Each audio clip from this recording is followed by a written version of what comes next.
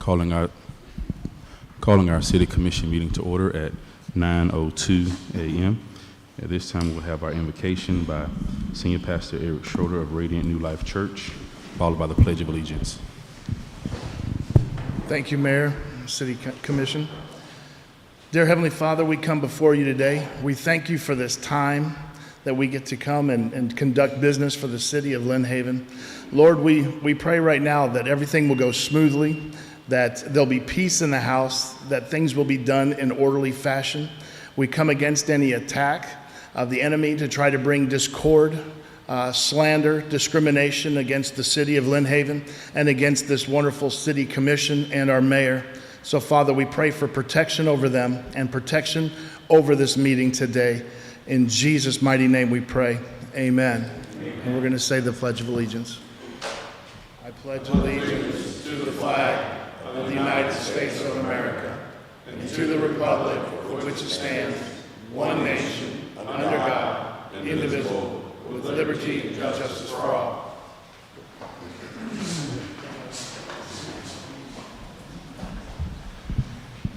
Thank you. This time we have our public commentary.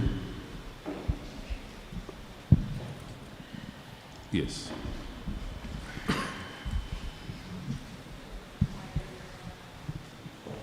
And may truth reign true. I've heard since the time I can remember. Would you please state your name and address for the record, please? Port St. Joe, Florida. I've heard since the time I can remember here in Bay County that that's just politics. Well, when someone says that, I say, no, it's corruption. And Bay County has moved from when I was a child of politicians and those connected to politics just doing a few favors for their buddies to a corporation of greed with no regard for the average taxpayer.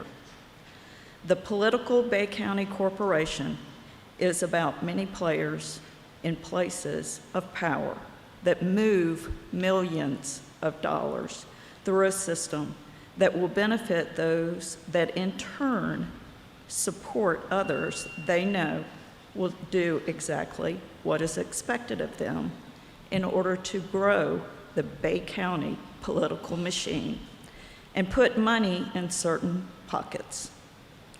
After sitting in the federal courtroom in Tallahassee last week, I saw this clearly.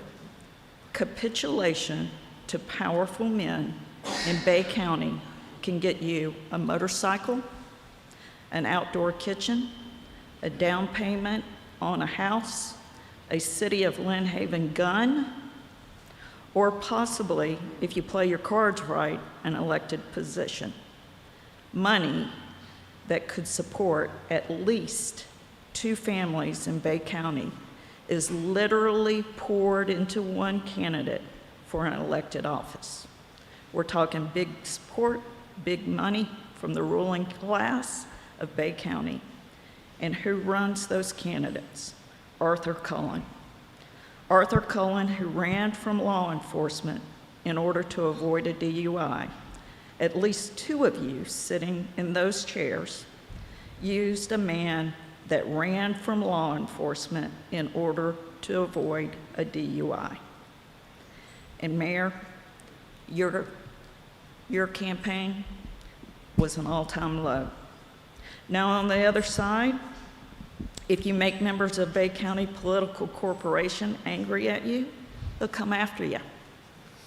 I had a slice of that with Commissioner Aldrich and Derwin White, which led me to Sheriff Ford's office, where an FBI officer was in attendance.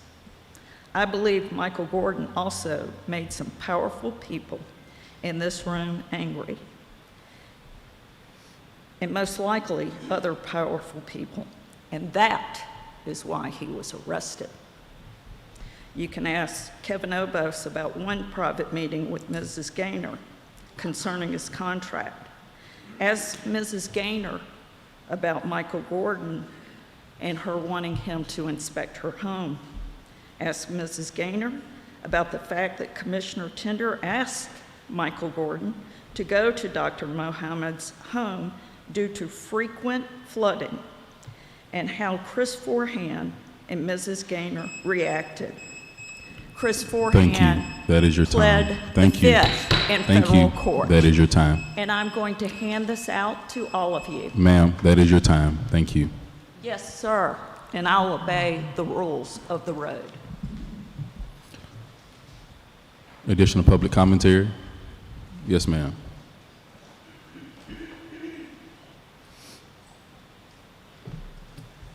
Jerry Parker, Rhett Place. I had heard at the pre-commission meeting that the sidewalks were done. I know of one that's not complete. That was the one at 7, I think, Vicki, you got information about this one, 1709 Scarlet. It has been framed up by the city of Lynn Haven, but the concrete has not been poured, so I just want to bring that to your attention.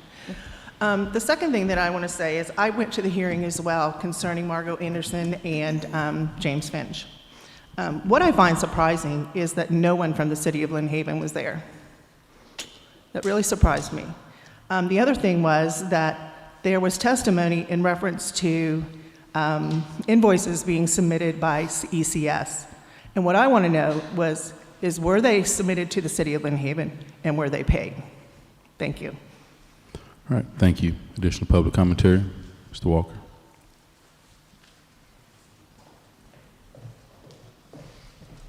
Rich Walker, 1106 Michigan Avenue. Good morning, Americans. I'm back, and I hope you enjoyed me not being up here for 2 weeks, 3 weeks. It's very interesting. I heard when I got back, somebody has defined the word racism. I did get up before and explained what I was and what a lot of people think they are. I enjoyed this new definition.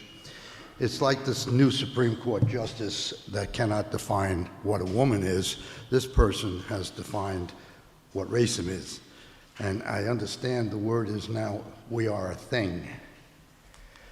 I don't know what that means, and I wait for that definition to be explained. But I don't mind being called a thing. I never mind being called a racist.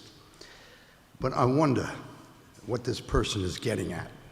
I explained that this person had a chip on his shoulder and hadn't learned anything being an American in the service. You learn something. You learn something well. As an American, you learn to defend that word with your life. You defend that word even though your government says when you're working for them, you're not allowed to preach it, democracy or anything. You just espouse it.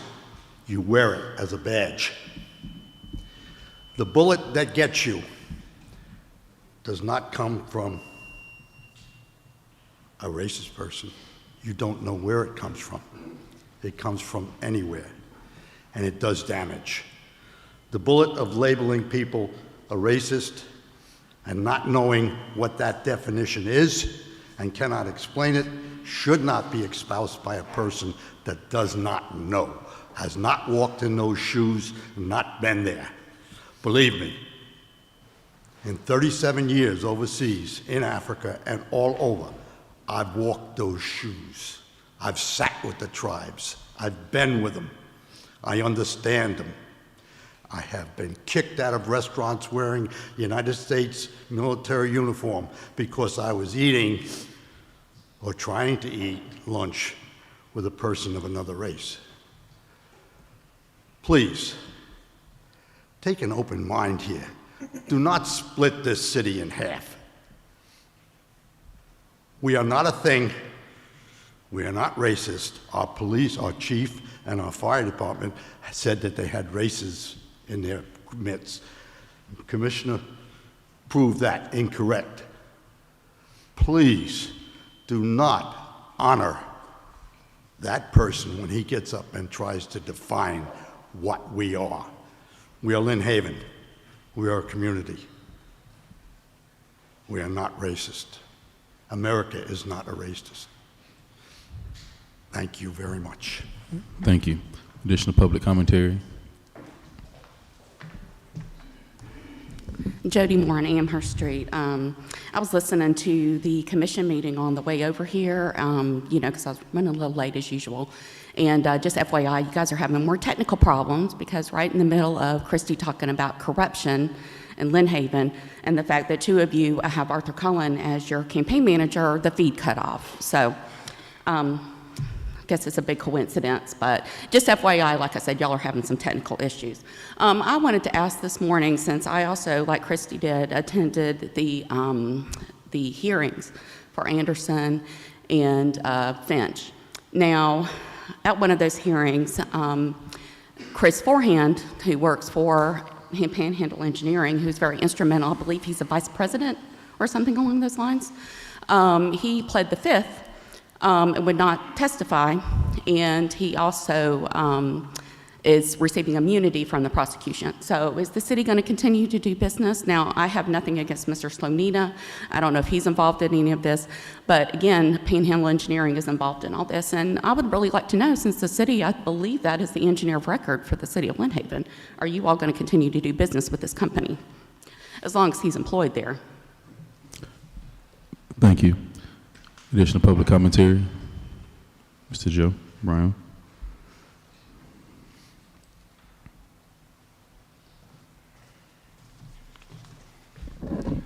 Joe Brown, 2570 East 39th Street.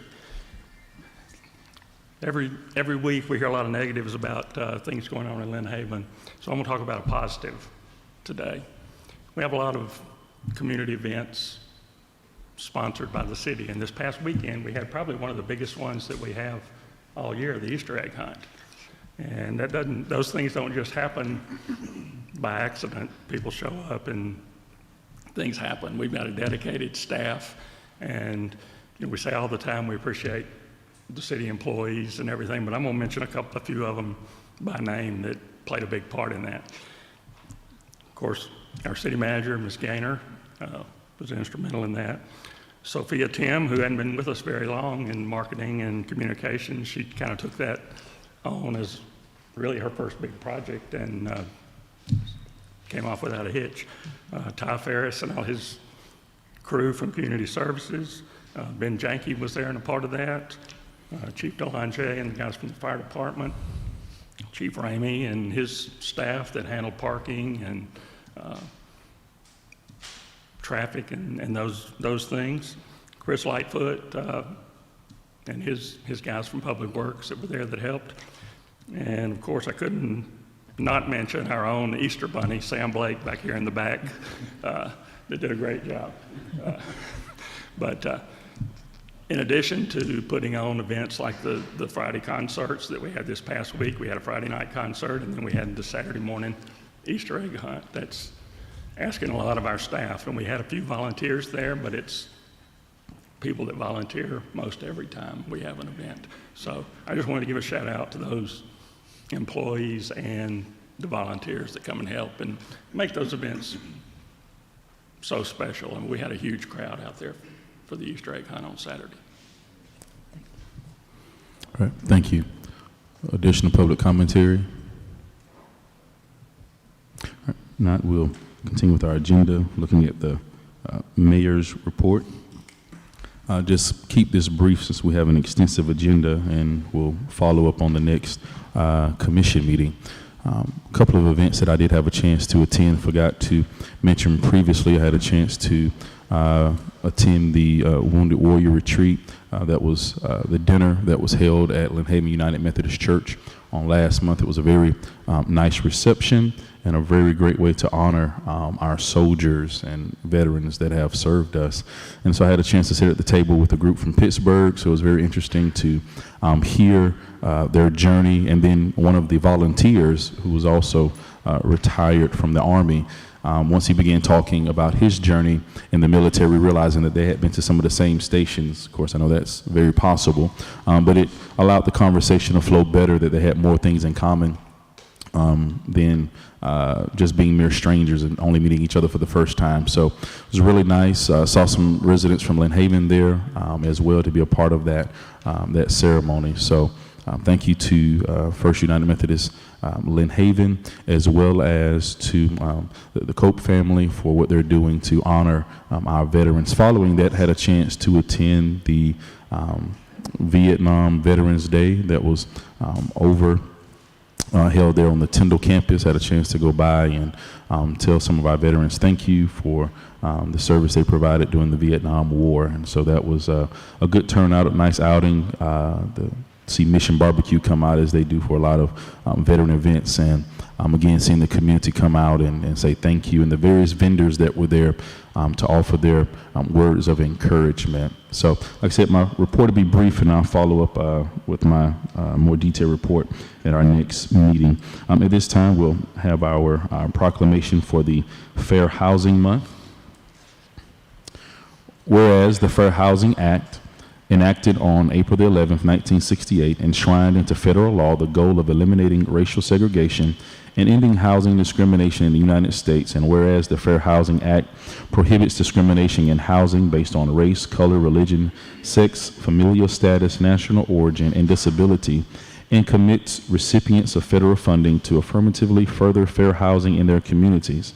And whereas the City of Lynn Haven is committed to the mission and intent of Congress to provide fair and equal housing opportunities for all, and whereas our social fabric, the economy, health, and environment are strengthening diverse, inclusive communities, and whereas more than 50 years after the passage of the Fair Housing Act, discrimination persists and many communities remain segregated, and whereas acts of housing discrimination and barriers to equal housing opportunity are repugnant to a common sense of decency and fairness, now therefore, as Lynn Haven is an inclusive community committed to fair housing, I encourage and promote appropriate activities by private and public entities to provide and advocate for equal housing opportunities for all residents and prospective residents of Lynn Haven, and by the virtue and authority vested in me as mayor of the City of Lynn Haven, on behalf of the City Commission and all citizens of Lynn Haven, I do hereby declare April 2022 to be Fair Housing Month.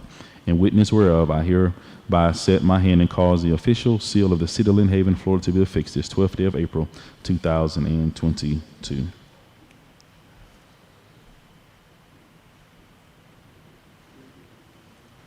At this time, we have our report from Commissioner Aldridge. Thank you, Mayor. I don't want to take Pat's talking points, but I agree with Mr. Joe there. Our staff goes through a lot to put these events together, and I want to thank all of them for the time and the sacrifice that they make doing that, because it's not always part of their job description for all of them, but they make sure and make sure these events turn out well. So we have a lot going on here. I don't know if you notice a lot of the other cities around the area, aside from maybe the beach, but they don't have the activities that we have going on. They don't have 30,000 Easter eggs going out in the field, which was awesome to see. The family time and the children enjoying themselves. So other than that, I would just like to wish everyone a happy Resurrection Day, and I hope everyone, spends some time with their family this weekend and remembers, there are more important things than many of the things that we go through daily that aggravate us. So that's all I have, Mayor. Thank you. Thank you. Commissioner Perno.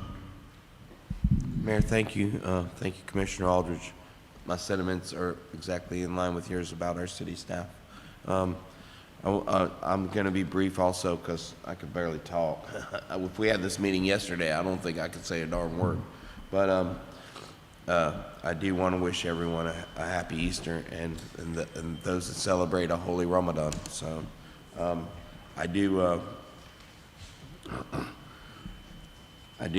want to say that that decisions will be made today, and that we've thought long and hard over some of the topics that are going to be on this agenda today. And I know it's a long agenda, and I'll be brief as well. So thank you, everybody. Thank you. All right. Thank you, Commissioner Perno. Commissioner Ward. I don't have a whole lot. Only thing I have is 23 April, 11 o'clock. I'm going to be at the Wild Root. If anybody wants to come talk to me as a commissioner, any concerns, ideas, or if you just want to come in and chat about whatever about the city, I'm more than happy to do that with you. Are you buying? Sure. Sure, come on out. The only other thing I had was today, I think it's called Harvest One Realty, which is right down the road here off of 77 and over by 9th Street, which is right next to Compass Solar. They're having their grand opening today at 4, so I plan on attending that. I always like to have more businesses in Lynn Haven, as you know, because that brings in more net revenue into the city, which helps with our tax base. So, and that's all I have. Thank you. Commissioner Tender? Thank you, Mayor. I have to agree with Commissioner Warwick. Had a couple customers come in the other day. They are in their 80s, and they proceeded to tell me about a new coffee shop called The Soul down there on 390. And Sola. what's it called? Sola. Sola. S-O-L-A. Sola. Sola. Anyway, they explained to me it's not for 80-year-olds, but they have a huge young crowd. So They do have a big young crowd goes in there. yeah, they're doing very well, I think. Let me start out my report by saying I met with a resident, Pat McCormick.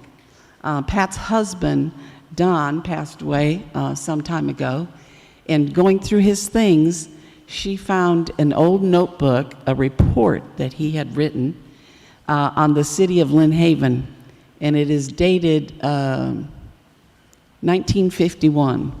Anyway, I made copies of it and gave it to all the commissioners. It is extremely interesting, and it certainly takes you back in time. And at the end of his report, he goes on, as a typical ninth grader, says, well, I got all my information from a small pamphlet about Lynn Haven and from a lot of old people that started it.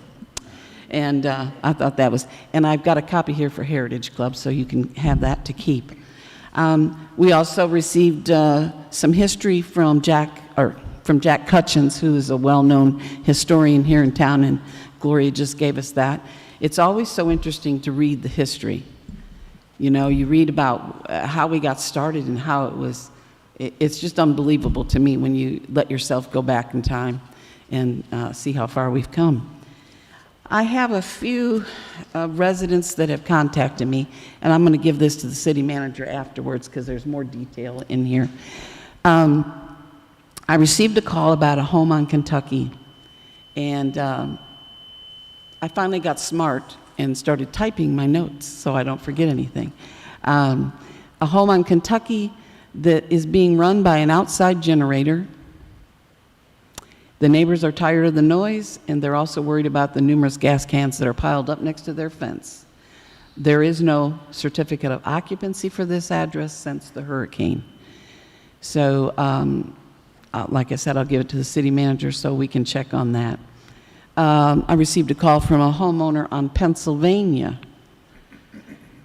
She sent me a video as well, and I can pass that on to you too, Vicki. Video shows huge spaces in her roof.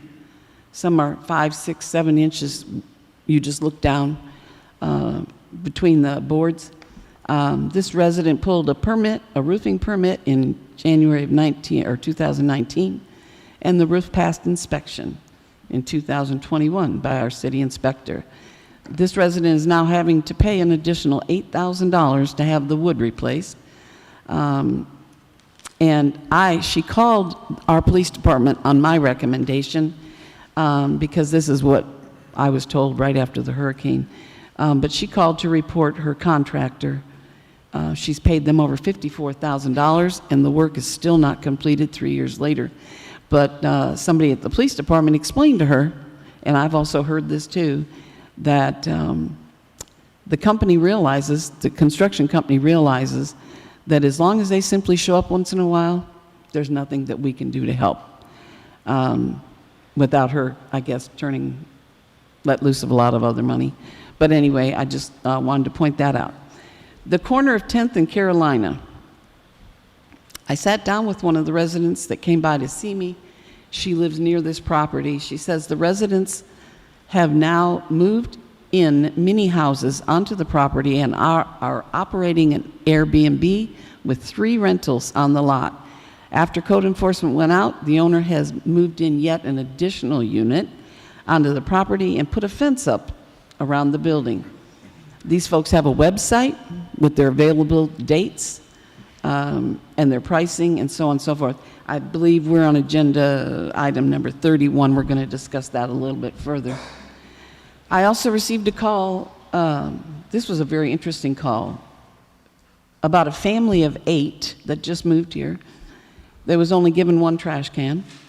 The resident stated she was forced to place the rest of the trash next to the can, and it was not picked up. She was told she only received 1 can because the city doesn't have enough cans for her family to get to. I think we just charge for the extra can, don't we? Anyway, I know I have 2, and I'm a family of 2. I returned her call. She never called me back. I had no address. She left no address. It could have just been a test call for all I know. But anyway, and then another issue in the country club that I got an email from city manager this morning, and I did promise her that I would come out and look at it later on, but and I'll report on that next time.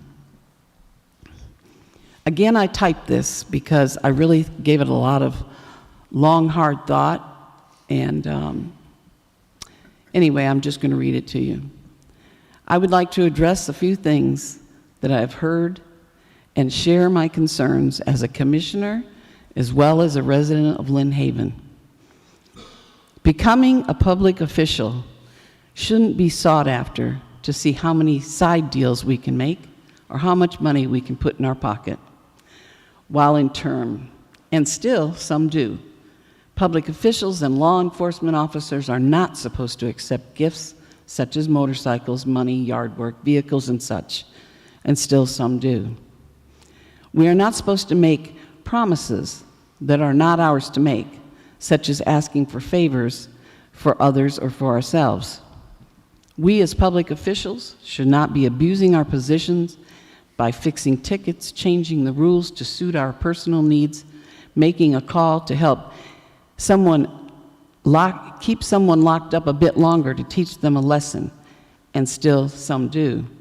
I personally sat in on 3 days of the evidentiary hearing for Mayor Margo Anderson and James Finch last week and the week before. The names of local companies, law enforcement, attorneys, public officials that were being thrown around by a number of witnesses, including the FBI, was mind-boggling. Our city should not be doing business with known criminals, and it's time for the people, our residents, to take back our government. Our elected officials and administration needs to be held accountable to the taxpayers of Lynn Haven. And that's my report, Mayor. Thank you. Thank you. City Manager.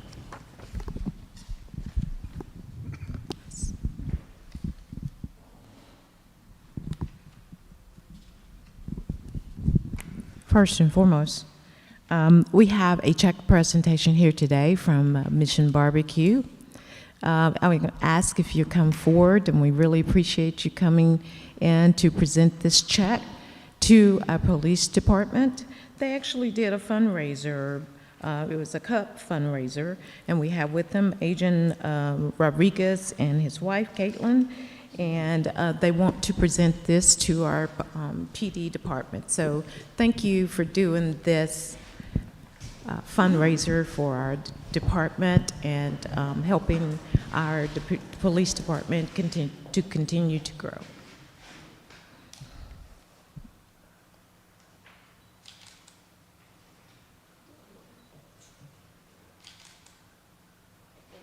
Thank you very much.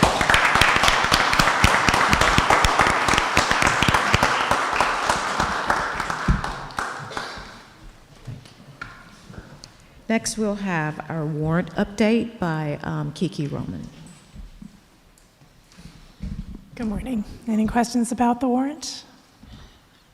I appreciate you sending me what you did, that I requested last time. And, oh, that's something I want to talk about too, but never mind. Thank you for sending me what I wanted. Thanks. Okay. And then we have our stormwater update. Good morning. 2 things real quick before we get started into the stormwater update. The trash cans, Commissioner Tender, we are down to about 100 cans that we are saving for the new homes that are being built to set those services up. And as soon as the commission approves the mid-year budget, we will order more cans. It's a good problem to have. We've got a lot of new residents coming in, new homes being built. So Typically, the order of trash cans that we would order every October would last us until the next October, but we are running out of cans faster than ever, which, like I said, is a good problem to have, but that is why we are not allowing the second can yet until the mid-year budget is approved and those cans come in. Next thing is the sidewalks. As we mentioned Friday, FEMA-approved sidewalks are done, not citywide sidewalks. We have about 400 work orders, known work orders for random sidewalks throughout the city, but FEMA-funded approved sidewalks are the ones that are complete. So into our stormwater update for the month, we've had some good progress with DOT. If you've all been down 390 near Hilltop and Carla Lane there, they dug those ditches out. You can see the before picture there on the left, the mat, the root mat there that was just holding that water up, and then the after picture there where it's just nice and clear. If you go by there after the rain subsides, it actually drains down now. We've still got a long ways to go with DOT ditches, which is from Highway 77 to Highway 389 is our big problem. So a lot of the 1,400 and 1,300 blocks of the city drain to the DOT ditches there.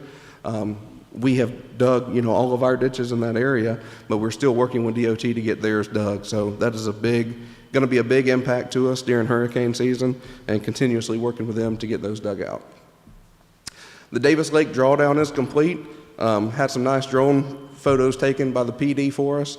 This was the before. You can see all the grass islands and the duckweed and everything there. This was a picture during the drawdown of how it gets down. We had a couple days of good freezes that hopefully helped. Also allowed the residents of Davis Lake to clean out around their seawalls and docks there.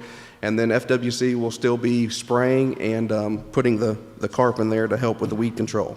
So had some good progress there. Our ditch digging contractor has dug over 67,000 feet of ditches. I think as you ride around, especially when we get a good bit of rain, you can see how they're draining, and I feel that it's a huge improvement. We've had some residents email us and call us and say, hey, the ditch in front of my house is, working, it's draining, so we're having some positive feedback from that. A lot of the ditches, which we'll get to in a slide further on, but just know that, the groundwater in Lynn Haven is very high. It's a very low place, so some ditches will hold water constantly. When we did the Vermont Avenue drainage project, as the contractor dug 2 foot into the ground there, they hit groundwater. So, it's a wet place. There will be some areas that always hold water and always have water in that ditch. Some projects, got several projects on the agenda today, actually. We've got the award pending for the 19th Street and Montana culvert replacement, for the 1600 block of Indiana Avenue, for the East 7th Street drainage improvement project. Those bids are due April 27th. And we've got numerous in-house culvert and inlet repairs that we're working on. We held the pre-app, I mentioned this the last meeting, but we held the pre-app for the Colorado and Mississippi drainage improvement project with DEP. They don't see any issues with the permitting. So as soon as we get those plans completed, we'll submit those to DEP to get permitted and get that project underway. Here's just an updated map of everything that has been dug so far. As always, the pink and purple is what the contractor has dug, the yellow is what city staff has dug, and orange is what the vac truck has come behind. The vac truck has actually got a good bit of this area done, just wasn't completed by the time I updated the map for this meeting.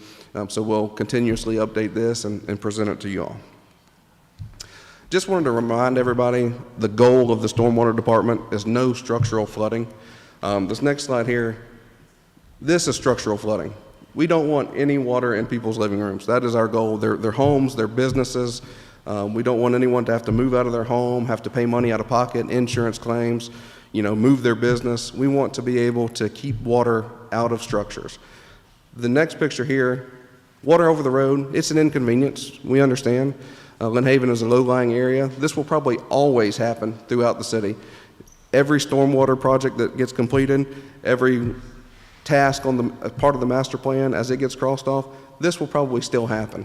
But this is our goal to prevent. We do not want anyone, misplaced because of structural flooding. So just want to remind everybody what our goal was and what we're working towards.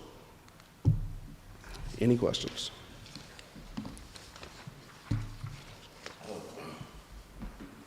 Joe Riley. Yes. Assessment guy. I meant to talk to you before, but I got here. Is there any word on him Yes, Kevin's working on those forms for the reclassification of the assessments that have to be reclassified. Yeah. So we've got a whole list of those that we're working on, so yes. And how about Jamie Carr? Commissioner Pernell, could you speak into the mic so Oh, they I'm can hear sorry. you? I thought I was. I heard myself.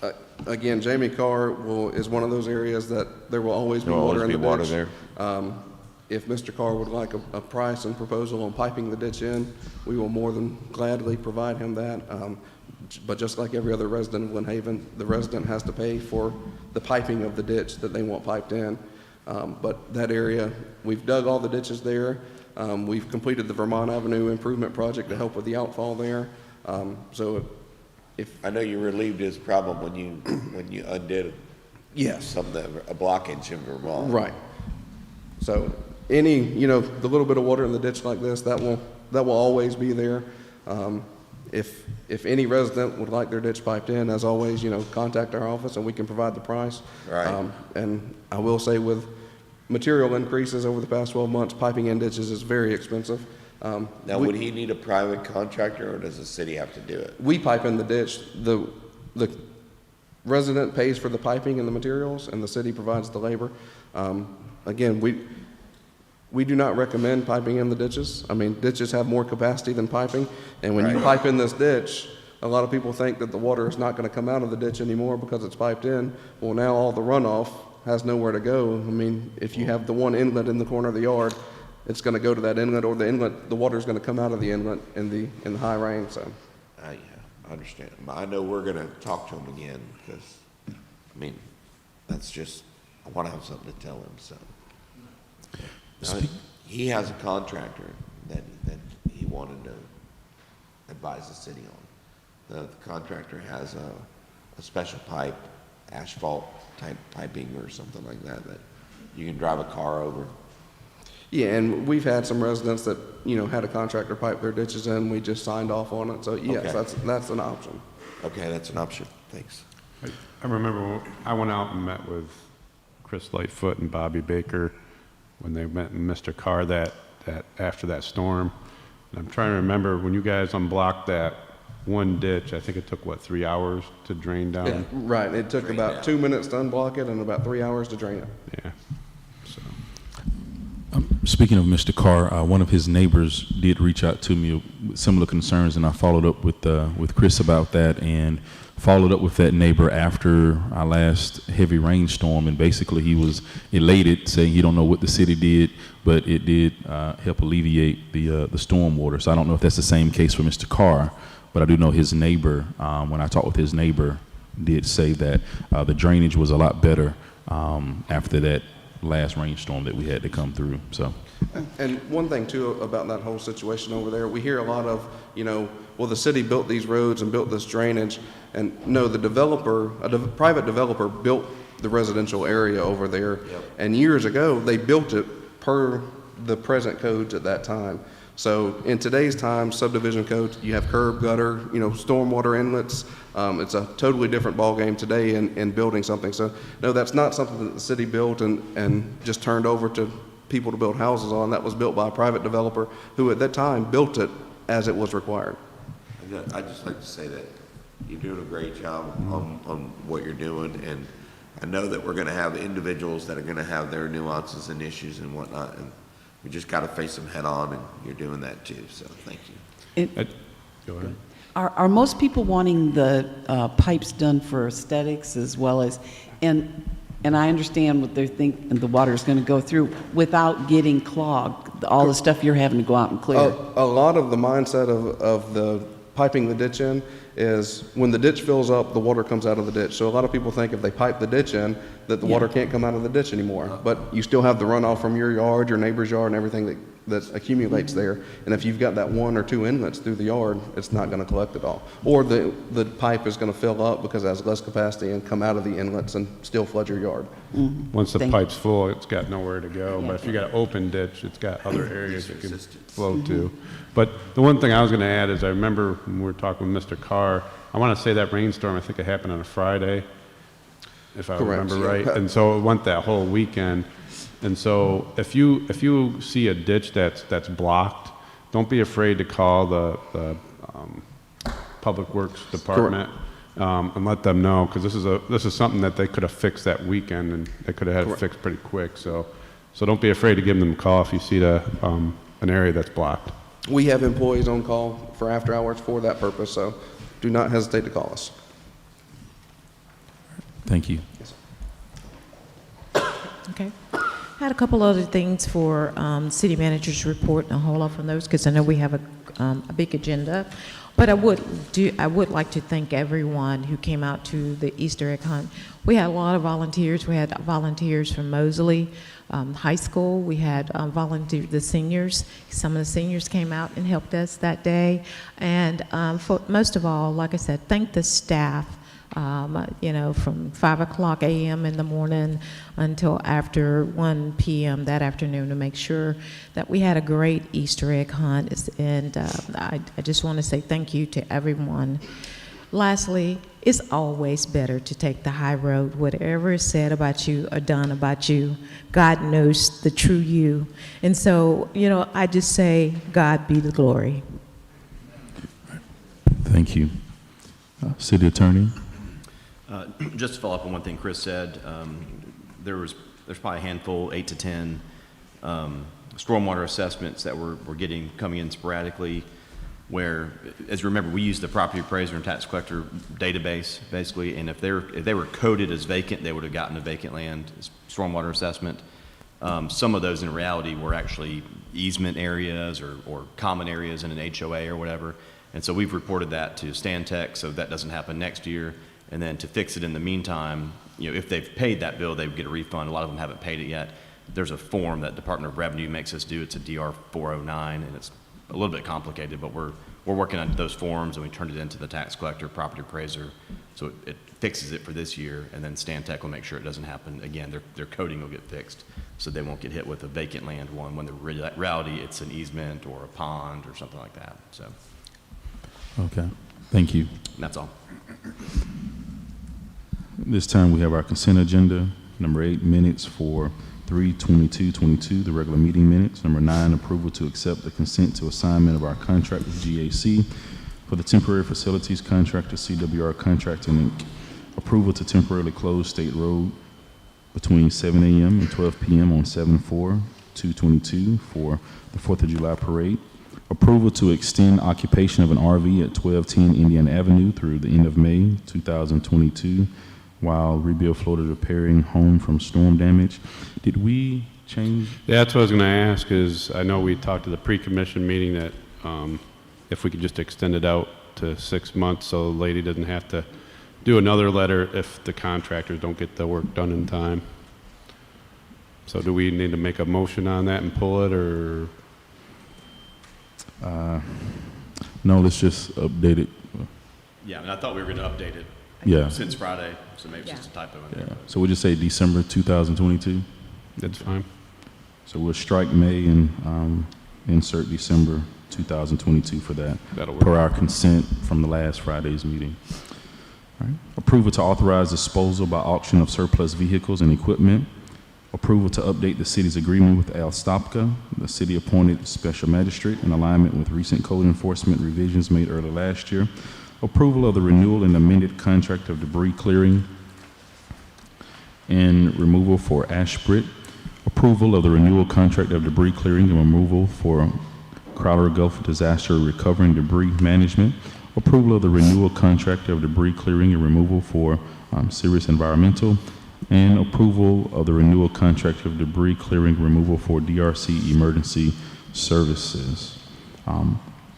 Is there anything that we need to remove from the consent agenda? Yes, Mayor.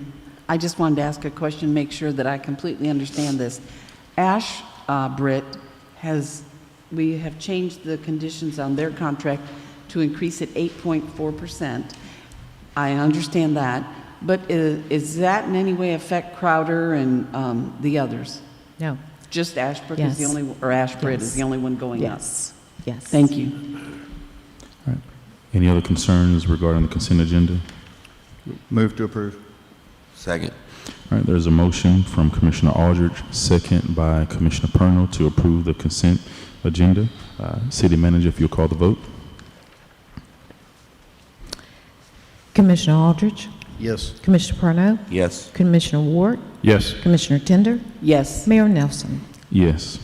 Motion passed. Now moving on to our old business, public hearing. Public hearing begins at 9:47 a.m. For the final reading of ordinance number 1127, application for future land use map amendment, Albibi parcel numbers 08922-060-000 and 089925-010-000, industrial to low density residential. City manager, if you would read this by title only, please. Sure.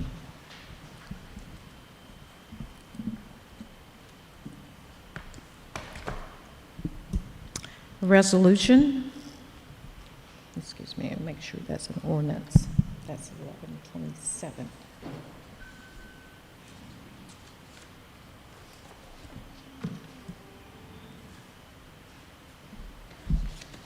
There we go. Sorry, in the wrong order.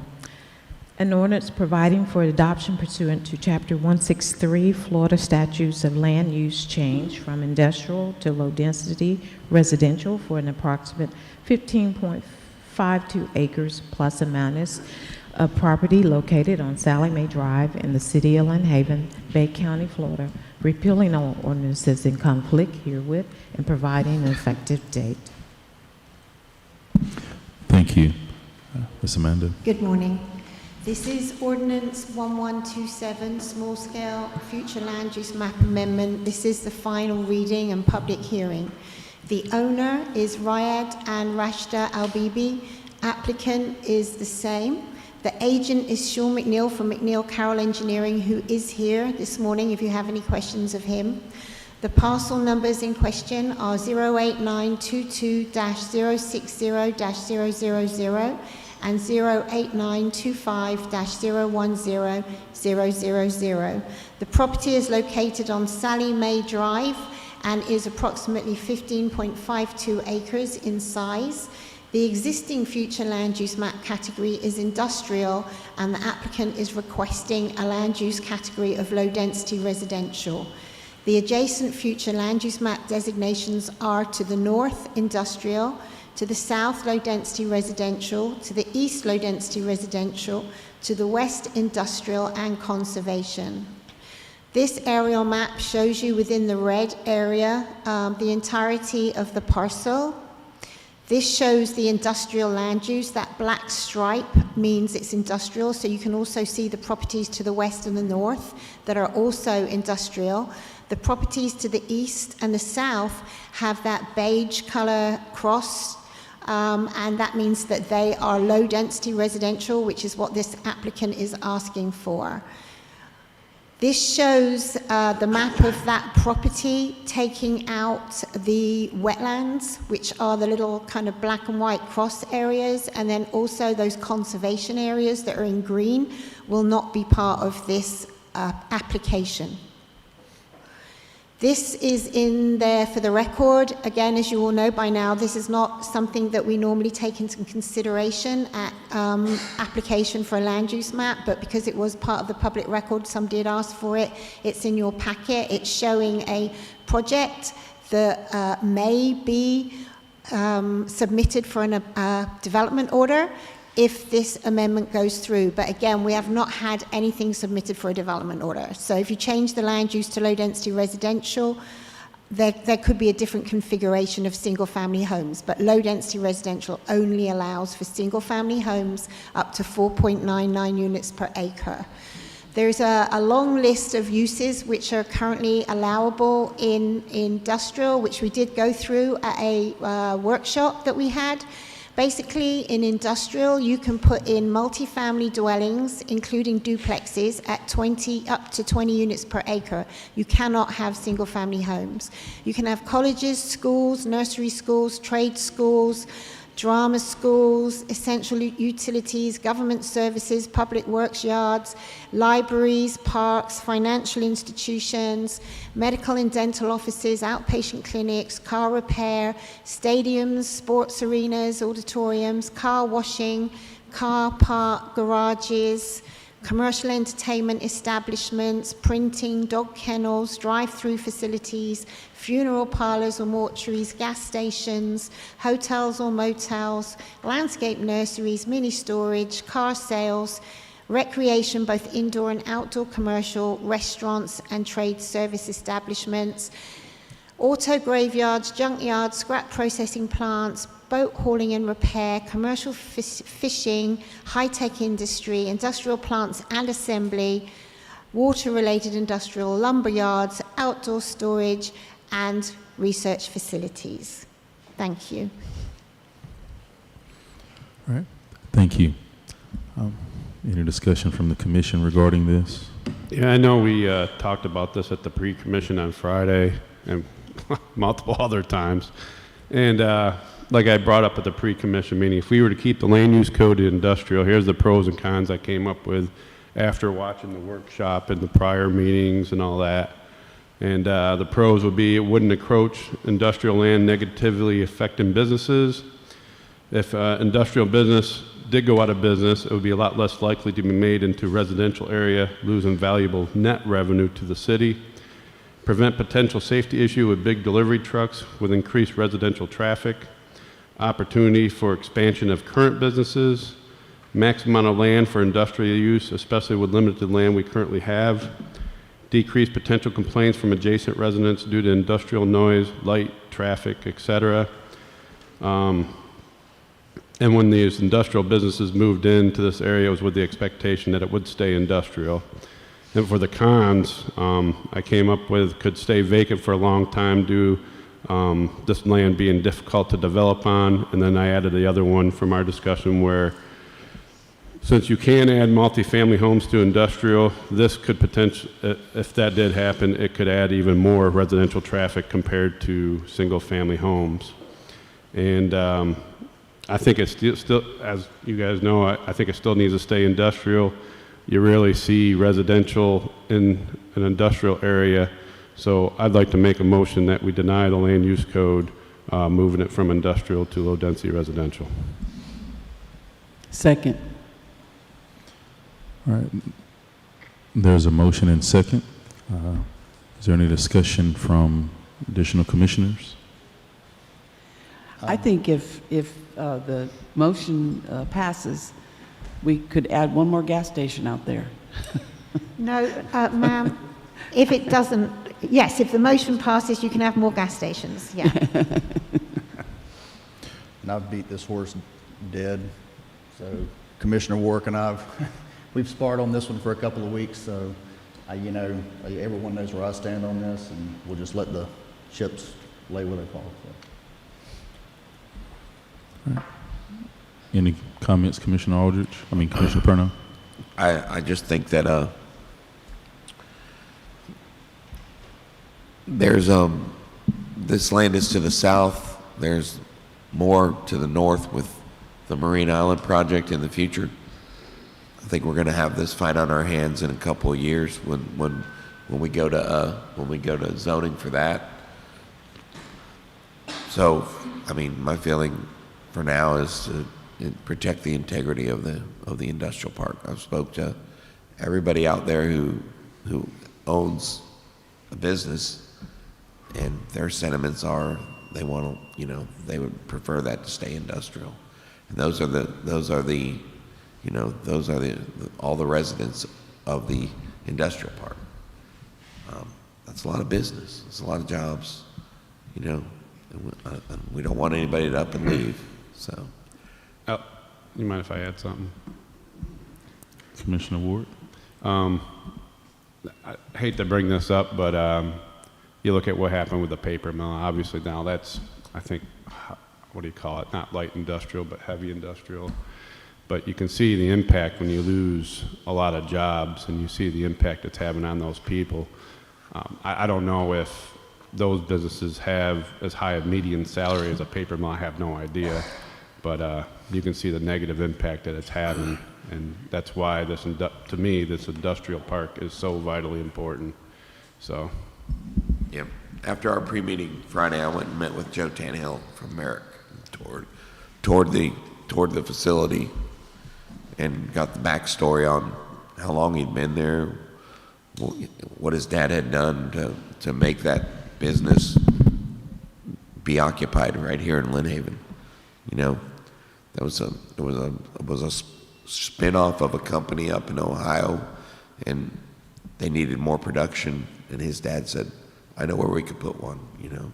And then when it came time to, he bought it, you know. And what they do is very, very custom, very unique, you know. And boy, I'd hate to see them get up and leave after 40 years when they want to be here another 40, you know. Stuff like that gets, you know, and we're gonna go ahead and make a decision about Marina Island in a short amount of time. Whatever decision that is, might make it possible for this to come back on board again. So that, to me, right now, I'd like to protect the integrity of the park. So. You know, I met with Mr. Tannehill too, and my impression was he didn't really care too much about this. It was more of the Marina Island. Yeah. I mean, he pretty much flat told me, look, I ain't worried about that. It's not something I'm worried about. But the Marina Island is. She took me out back and showed me where it comes to the fence line there. Where it encroaches there. Yep, and I understand that. But I wanted to delineate between the two issues. Well, in my tour of the facility, I had a chance to actually see them make the computer chips, and so that was pretty neat yesterday. So I'm going to take my son back out and let him get a tour of the facility, almost like a little TV show, going out and, you know, doing what they do. And speaking of the paper mill, Mr. Joe did mention that the paper mill was one of his customers, and so that's something that definitely has an impact on him locally. When I asked about local contractors, and he mentioned the paper mill as well. Any comments from the public?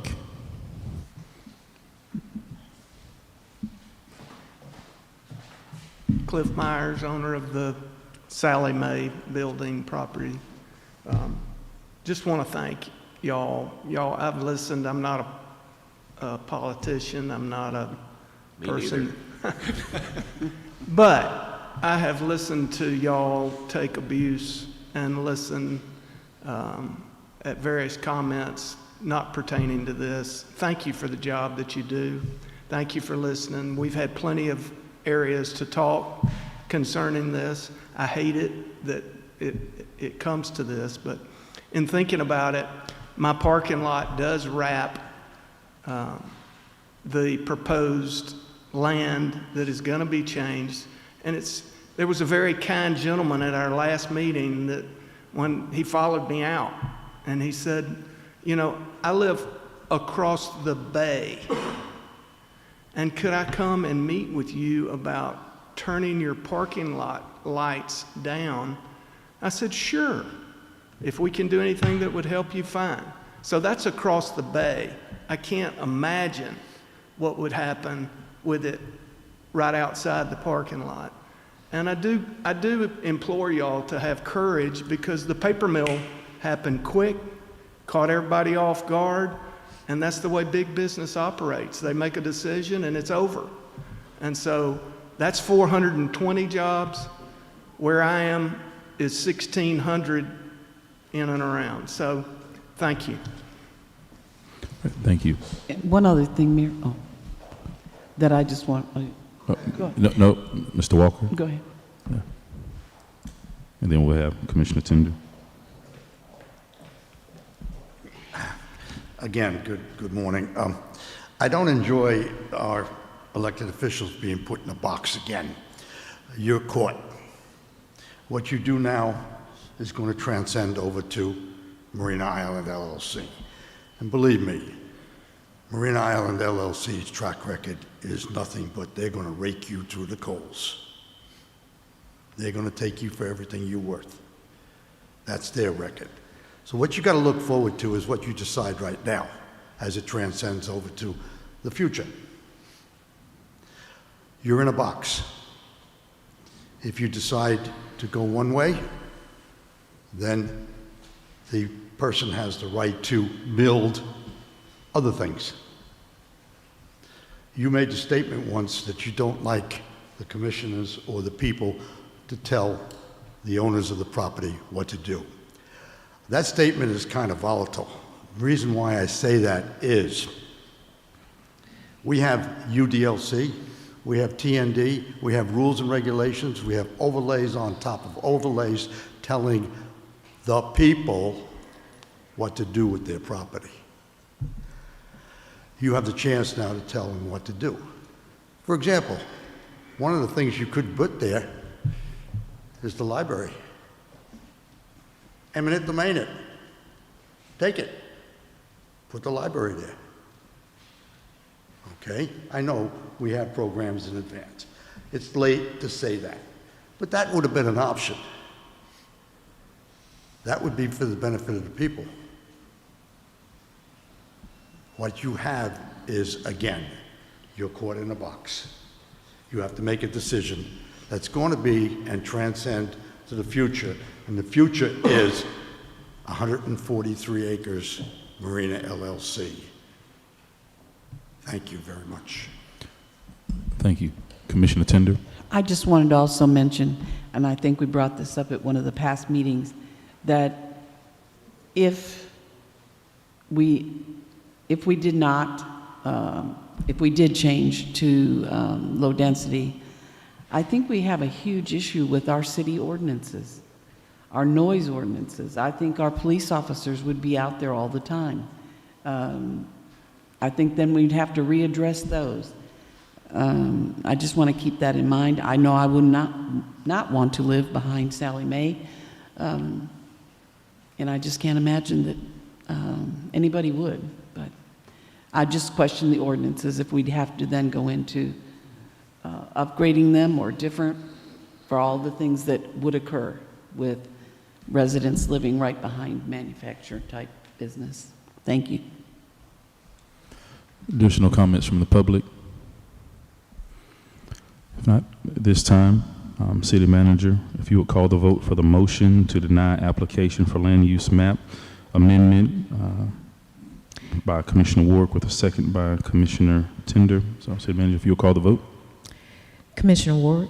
Yes. Commissioner Tender? Yes. Commissioner Parnell? Yes. Commissioner Aldridge? No. Mayor Nelson? Yes. Motion passed. New business, discussion and possible approval to send a letter to the Florida Public Service Commissioners concerning FPL's large increase of utility rates to residents. Commissioner Ward. Yeah, so as you all know, Gulf Power changed to FPL, and I think we all got a phone call and an email from someone that's trying to get a petition sent up to the Public Service Commission. And so I told her I'd take a look at it, and I did. I researched it, and so the big question is FPL rates, are they reasonable versus, or when they make these rates, is it over profits or is it over a fair and reasonable rate? And that's really what the Public Service Commission is supposed to be there for. And after looking at the numbers and looking at everything, I think that I don't think the rates are fair and reasonable. I think they're valuing profits over that. And that's why I wanted to make this letter. We're not the first one to do this. There's, I think, 4 or 5 other cities, 2 counties that have done this. I also sent a letter to the Bay County Commissioners, wanted to talk to them about it. I only had 1 response, and I was able to sit down with that county commissioner. We talked about it for quite a while, and I just want to put some more pressure on this.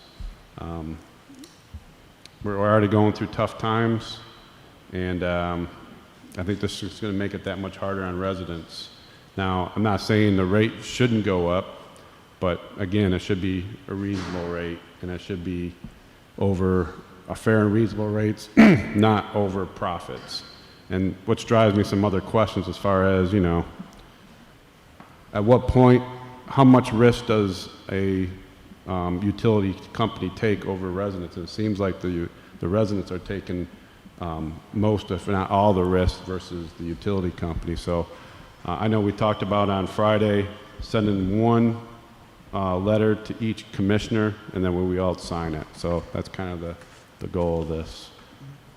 The only question I have to jump on that is, you know, I agree with you.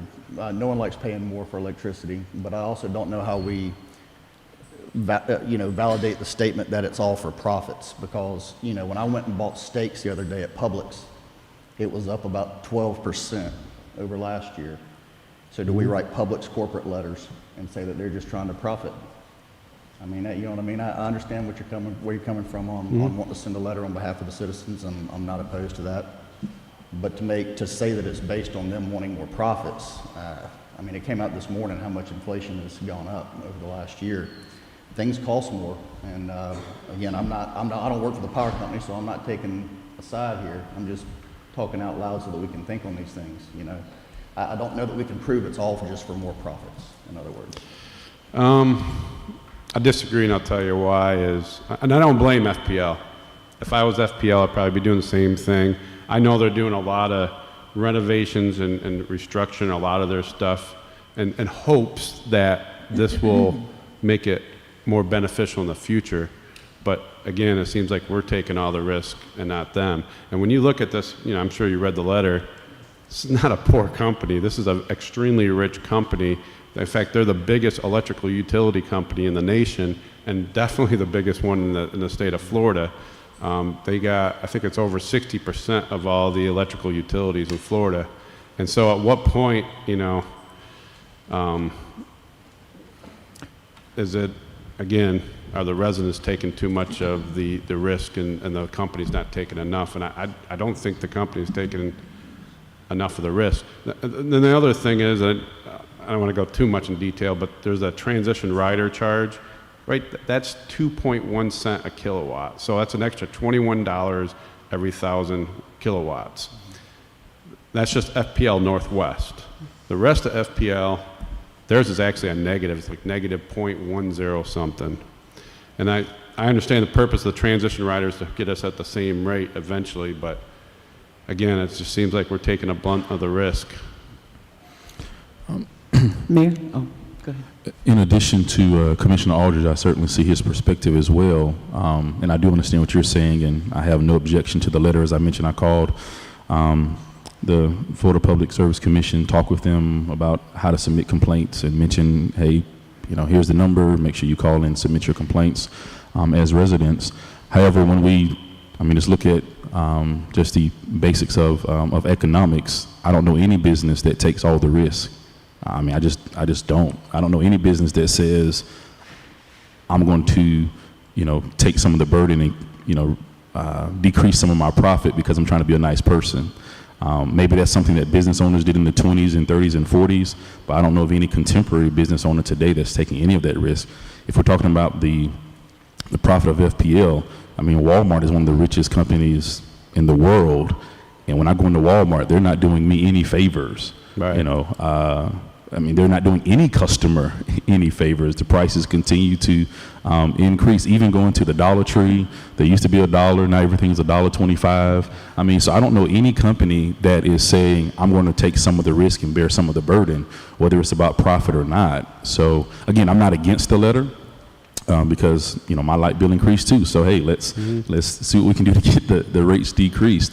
But if we're just looking at it from the perspective of, if we're narrowing our scope to say we're only writing this letter because we think that they are making too much money and that they should cut their profit margin, I think that applies to every company. That when we go to the gas station, some of us are paying, if you have to have premium gas, you can go to a gas station and pay $5 a gallon. The gas stations aren't cutting back their profit. And we might say, oh, that's dealing with crude oil, but you can negotiate that to get the price back down. And so I think if we're going to, again, just narrow the scope to say, hey, we're only writing this because we think you're making too much profit and we're looking at your profit margin, then I think we have to really get into all the details of their financials to see how much debt that they incurred when they took on Gulf Power in that as well. So again, not saying that we're against this letter, but whenever I talk to residents, it's not just the complaints about FPL. When I go to Publix, there are complaints. When I go to Winn-Dixie, you thought the meat was cheaper there. You go to Winn-Dixie, you get complaints there. You go to grocery outlet, you get complaints there. No one speaks to each other at the gas station anymore because everybody's grumpy because they're having to put in $4 plus gas into their pump. So I don't know anyone that's content with the increase of prices that we have, FPL or any other prices that we have. So I think if we're going to be advocates for our residents, then as Commissioner Aldridge said, do we write to our local Publix manager or to corporate Publix, especially since it's a Florida-based company. So Publix isn't a national company that's in New York or California. Publix is a Florida-based company. So can we write to Publix as well and say, hey, you're killing the Florida residents here in your own state? So just a thought, not saying that we have to, but just the perspective on if we're going to just look at it from the basis of, now, if we're looking at it from the perspective of the Public Service Commission should not have increased the rates, then I think that's a different perspective. But we have to be careful in saying that we're just looking at your profit margin, therefore we think you're not taking enough risk. Because who goes into business not to make money? Yeah, I totally get all that. So a couple points I'll make is, right, they need to make enough profit to make sure that their business is sustainable. Because what's the sense of being a business if you can't make it sustainable? And so I understand that. But when you look at, like you were talking about Publix and some of the other businesses, they have competition. And unfortunately with this, they don't have competition, which is why it's regulated, and it has to be regulated by the Public Service Commission. So as long as you can convince the Public Service Commission that this is a good deal, it'll go through. So yeah, I'm more disappointed in the Public Service Commission than I am with FPL. I think they should have took a deeper look on this. And the other thing to keep in mind, last year the rate was about 11.7 cents a kilowatt hour, and they didn't go by whether you went above or below 1,000 kilowatts. And now with FPL, if you're 1,000 kilowatts or less, it's 14.262 kilowatt per kilowatt hour. Right. And if you go above 1,000, it's 16.262 per kilowatt hour. And that's a substantial increase. I understand what you're saying. And again, I'm not against the letter, but when you mentioned just recently in that previous statement that you should only make enough profit to sustain your business, and I'm paraphrasing what you said, every meeting someone gets up and talk about living in the greatest country in the world, America, and one of the benefits of living here is that you're supposed to be able to make as much money as you want as long as people pay you, right, as long as you get it legally. Right. And so now we're saying that, well, you can only make so much based on what your profit margin is, that your profit margin shouldn't be too much because then you're going to be more of a burden to the customer. So I don't think we can label, again, we can't put that label on FPL and not put it on anyone else. We can't look at, let's blame the Public Service Commission, but let's not go to FPL and say, hey, you guys are trying to make too much money. That's why this letter goes to the Public Service Commission, not FPL. I understand that, but our public comments are saying that we're going after FPL because they're making too much, they're trying to make too much money. So that's my thing. I'm not against writing a letter to the Public Service Commission, but we're saying if FPL is listening to us today, they're hearing us say, you guys make too much money, that's why we're writing this complaint, because your profit margin is too much. We're in America. We're a capitalist nation. So we're not supposed to be hindering how much profit is made by a corporation if it's done legally. I believe that's what, we fight for, land of the free, If you have competition. This doesn't have competition, which is why it's regulated by the Public Service Commission. And you're right, I wasn't trying to make it sound like FPL is, if I was in charge, I might be doing the same thing, but they are making some risks. Like, for instance, they're building a whole bunch of solar panel farms, right? And I'm hoping that ends up paying out, but there's no guarantee that's going to pay out, Yeah. And I got some other opinions on that, but I mean, we could get in a really deep conversation, but no, I understand. I just wanted to be clear for me that we're writing to the Public Service Commission saying that, hey, you all should have provided more scrutiny before providing this rate increase versus saying, FPL, you asked for too much money, and when I look at your profit margin, you should have been more forgiving towards the consumer. Because even when I go to local restaurants, the prices increase. Now, from what I know, there's no shrimp shortage. I mean, the ocean is still full of shrimp. Gulf of Mexico is still full of shrimp, but when I go in there, shrimp costs more now. For the same amount of shrimp that I was paying for 3 months ago, now I'm being charged more.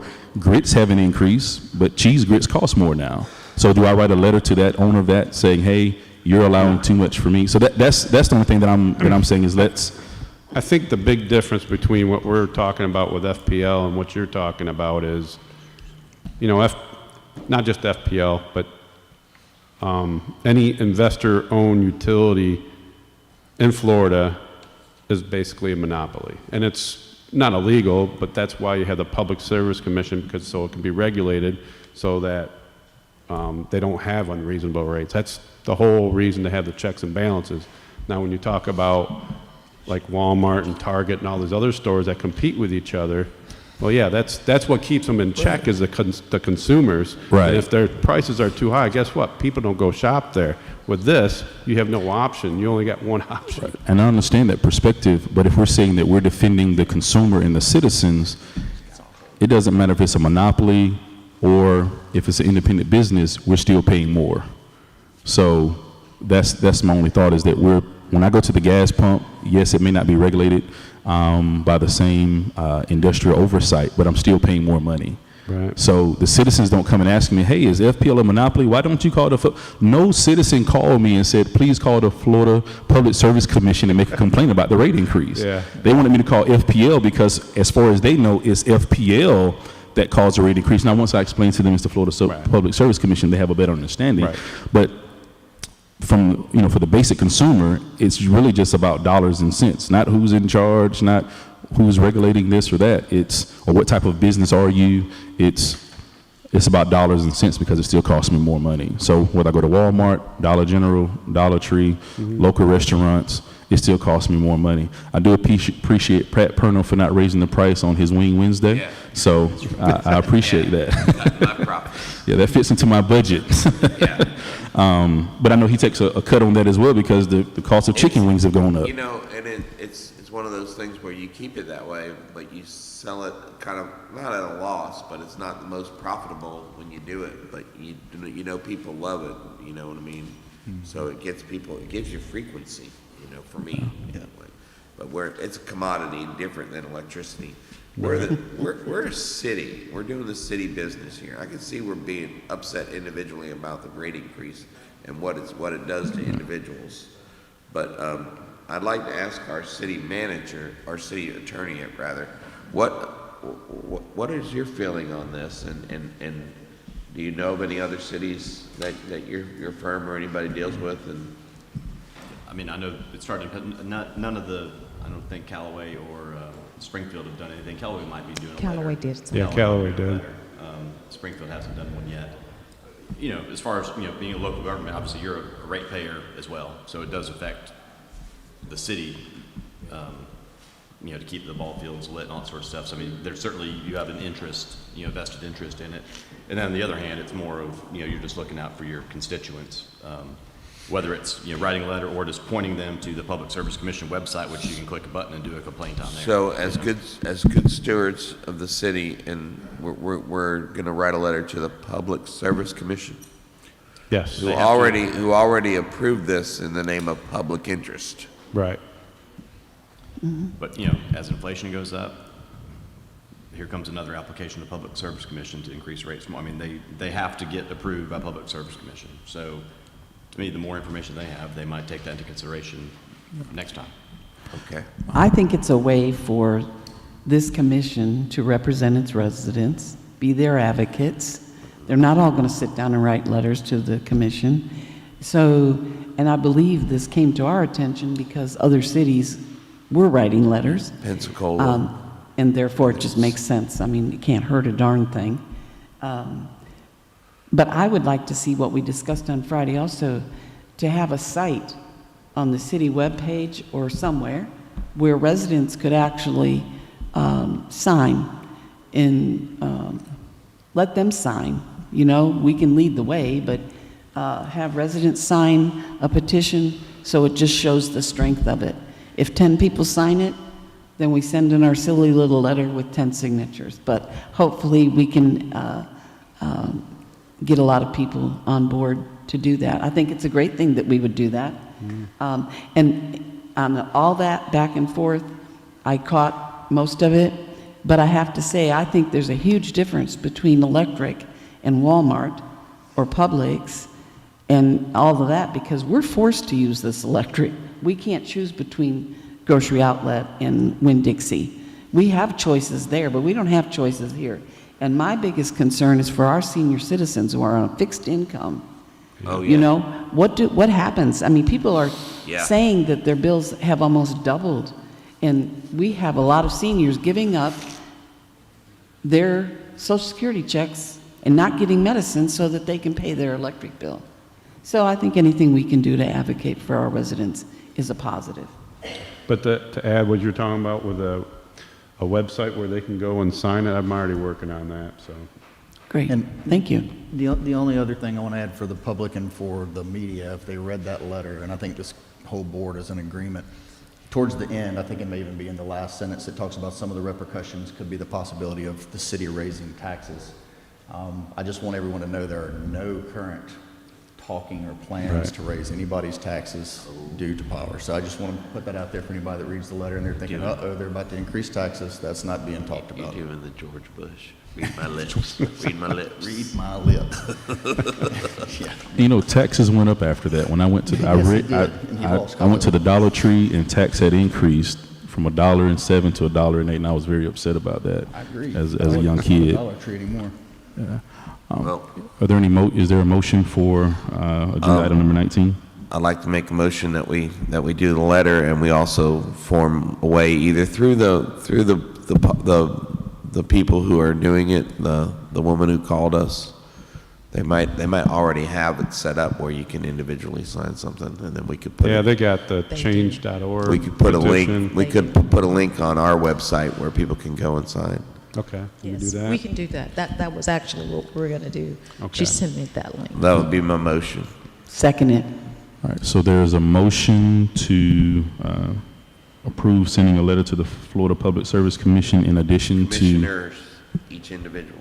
Right. Send one letter to each individual commissioner with all of us signing it, and also having a link on the website for people to petition through change.org. And there's been a second by Commissioner Tender. Any comments from the public? All right. City Manager, if you'll call the vote. Commissioner Perno, Yes. Commissioner Tender, Yes. Commissioner Ward, Yes. Commissioner Aldridge, Yes. Mayor Nelson. Yes, motion passed. Discussion and possible approval to award bid for the 1600 block of Indiana Avenue stormwater improvements to American Sand and Asphalt Paving. So this project is one off of our stormwater master plan. This redoes the inlets and culverts down the 1600 block of Indiana Avenue.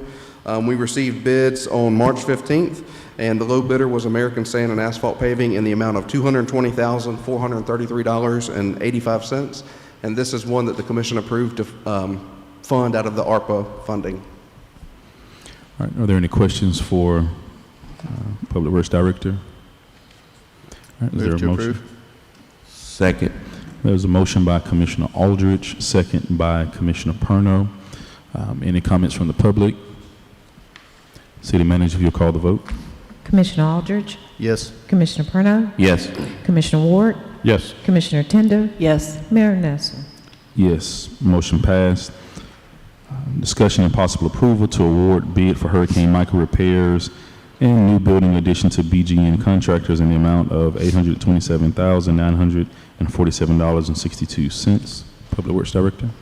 I'm sure, as you all know, the Public Works building was damaged during Hurricane Michael. We have actually bid this project out 3 times now. The first one not getting any bids, the second one getting 1 bid, and the third time we've received multiple bids. After working with the low bidder, we value engineered some items out, deleted some items, and this project will be funded out of insurance proceeds and FEMA funding, and it's in the amount of $864,672.38. And not only will it repair the damage from Hurricane Michael, but it will also build the addition on to our break room for the employees there. Can we do that with FEMA money, add on? Yes, we can do that. They'll pay for the portion McDonald? that we're going to be doing. We're putting everything right back in place, and then there's some insurance money that was set aside for that. Thank you. All right, additional questions for Public Works Director? And it's BGN Contractors is the low bidder on this one. All right, any comments from the public? All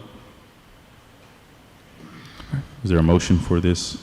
Motion to approve. Second. All right, motion by Commissioner Ward, second by Commissioner Perno. City Manager, if you'll call the vote. Commissioner Ward, Yes. Commissioner Perno, Yes. Commissioner Aldridge, Yes. Commissioner Tender, Yes. Mayor Nelson. Yes, motion passed. Discussion and possible approval to award the bid for 19th Street and Montana Avenue Drainage Improvements Project to Duggar Excavating Incorporated in the amount of $413,874. So this project here is to replace a failing 72-inch culvert under 19th Street near the intersection of Montana Avenue. It will also realign the ditch in that area that's currently eroding away near a resident's home.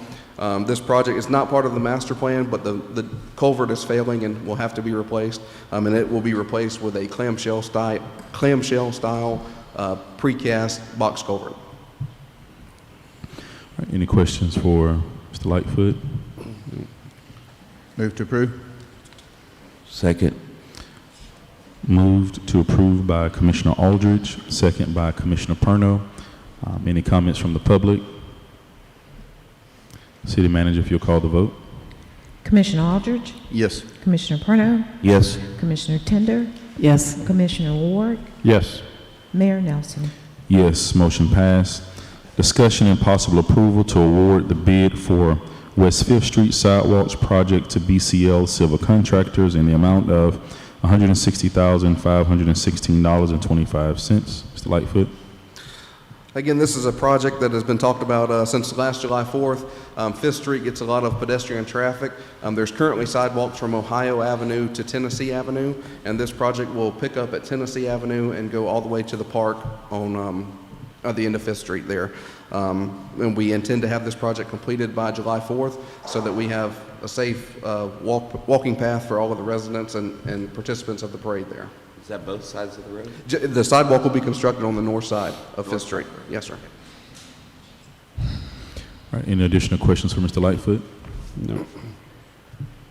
Is there a motion? Motion to approve. Second.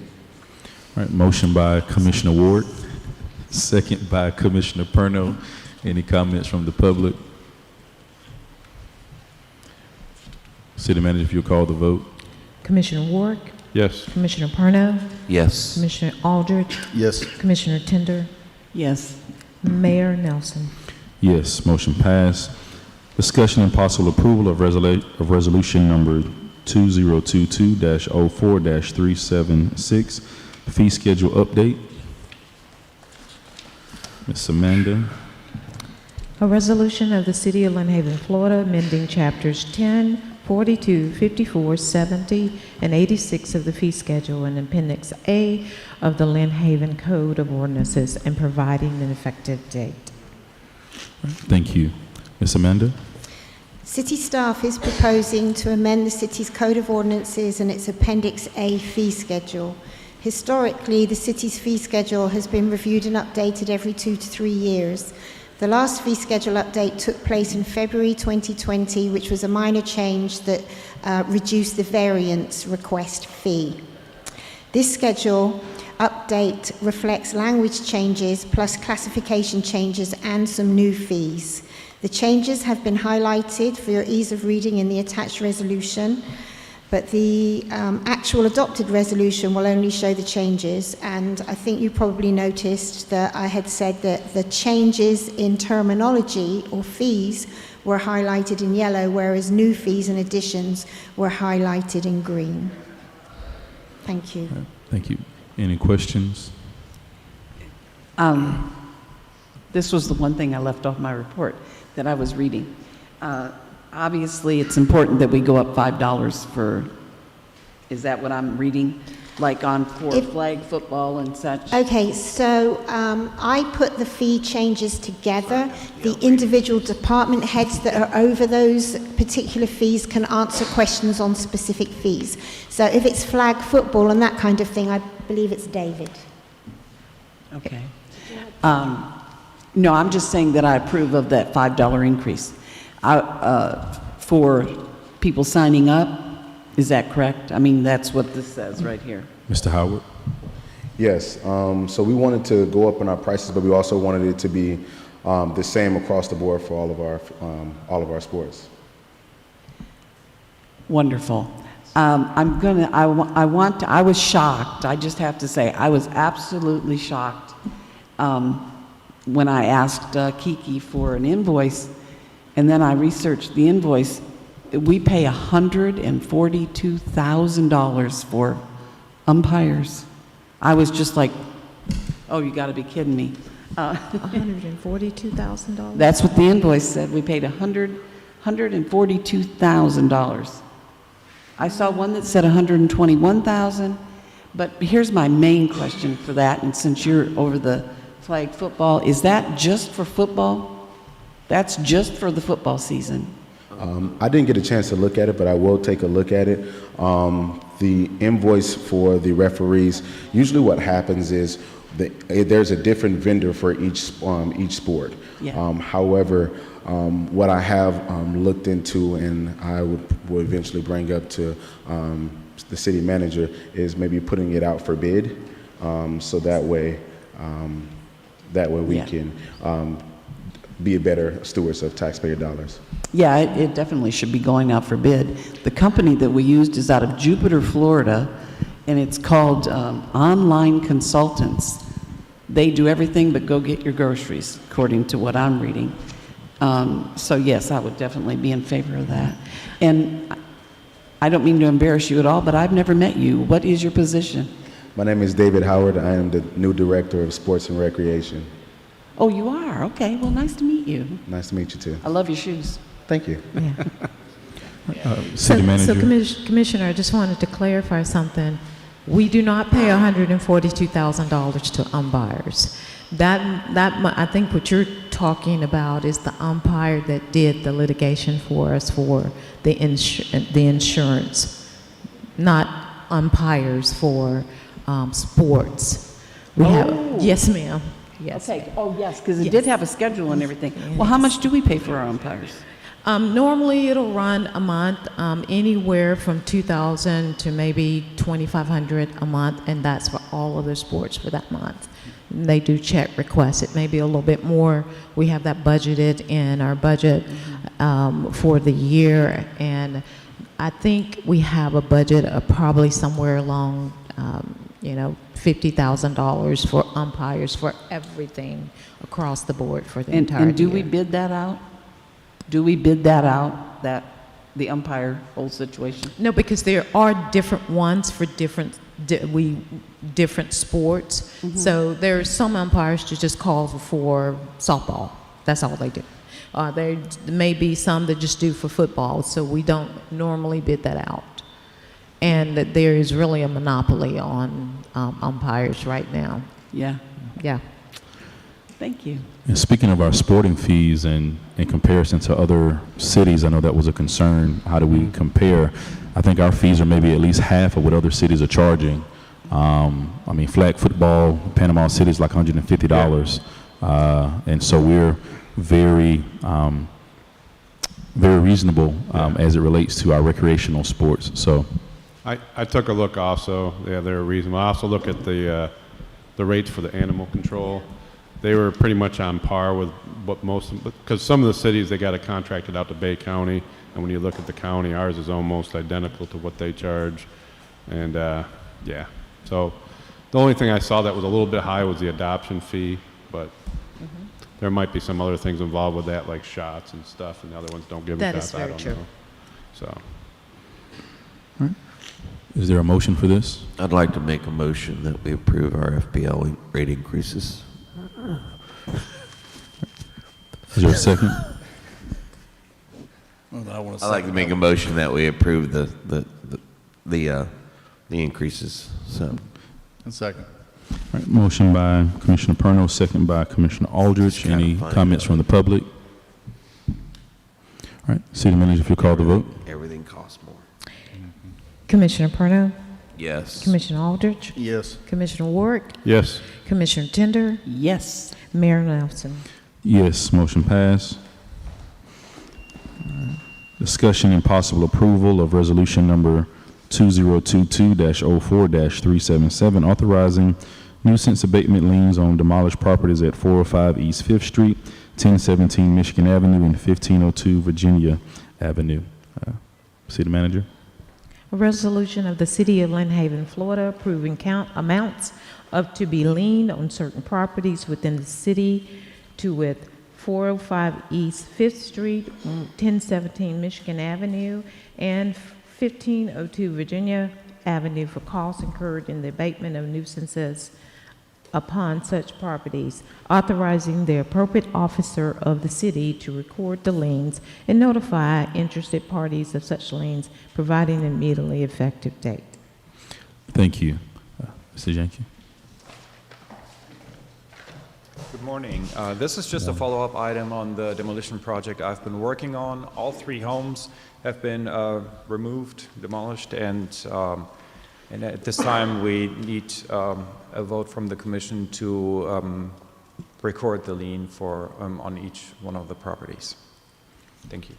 All right, any questions for Mr. Jenkins? Nope. Motion to approve. Second. Motion by Commissioner Aldridge, second by Commissioner Ward, second by Commissioner Perno. Any comments from the public? City Manager, if you call the vote. Commissioner Ward, Yes. Commissioner Perno, Yes. Commissioner Aldridge, Yes. Commissioner Tender, Yes. Mayor Nelson. Yes, motion passed. Discussion and possible approval to award RFP 21-22-05 lift station rehabilitation bid to Marshall Brothers with a scope reduction with the city purchasing materials direct, resulting in a bid reduction from $466,090 to $142,000. This is part of our ongoing asset management plan for our lift stations. This lift station is Lift Station 21, located in Mowat Highlands. You have the bid information in front of you. There was a single bidder for this project. All right. I know we discussed this on Friday. Are there any additional questions for Utilities Director? No. Motion to approve. Second. She beat you to Broke it, my man. street. All right. Motion by Commissioner Ward, second by Commissioner Tender. Any commentary from the public? City Manager, if you'll call the vote. Commissioner Ward, Yes. Commissioner Tender, Yes. Commissioner Perno, Yes. Commissioner Aldridge, Yes. Mayor Nelson. Yes, motion passed. Discussion and possible approval to award the bid for Sports Complex Phase 5 project, concession stand improvements for the roof demo and rebuild of the concession stand at the Sports Complex to Arco Construction in the amount of $350,876. Mr. Ferris? Good morning. We had 14 vendors show up for the pre-bid meeting, so we knew it was going to be competitive, yet only 3 of the vendors submitted bids. The low bid here was $350,876, with the highest bid being $444,000. So I think this is the nature of the world we live in right now with supply chain and construction. So I would ask that you folks consider approval of this one. All right, any questions from the commission? Is this getting covered by FEMA money? That is correct. It's part of the parks. This is part of the 428. That's right. We did discuss that. No. Motion to approve, please. Second. Second. I think Commissioner Aldridge got it. So, motion by Commissioner Ward, second by Commissioner Aldridge. Any discussion from the public? City Manager, if you'll call the vote, please. Commissioner Ward, Yes. Commissioner Aldridge, Yes. Commissioner Tender, Yes. Commissioner Perno, Yes. Mayor Nelson. Yes, motion passed. First reading of the ordinance 1133, request for annexation parcel number 12860-010-000, Hyde Properties LLC, first reading by title only. If you read that for us, City Manager. Sure. An ordinance annexing into the municipal limits of City of Lynn Haven, Florida, certain contiguous compact unincorporated land located in Bay County, Florida, for an approximate 1.44 plus or minus acres of property, parcel number 12860-010-000, as is more particularly described herein pursuant to Florida statutes, section 171-044, amending the boundaries of the city to include land, repealing all ordinances or parts of ordinances in conflict herewith, and reciting an effective date. Are there any questions for the planning director? Okay. Any discussion? Okay. Agenda item number 29, first reading of ordinance 1134, request for small-scale future land use map amendment, parcel number 12860-010-000, Hyde Properties LLC from Bay County Residential to City of Lynn Haven, mixed use, first reading by title only.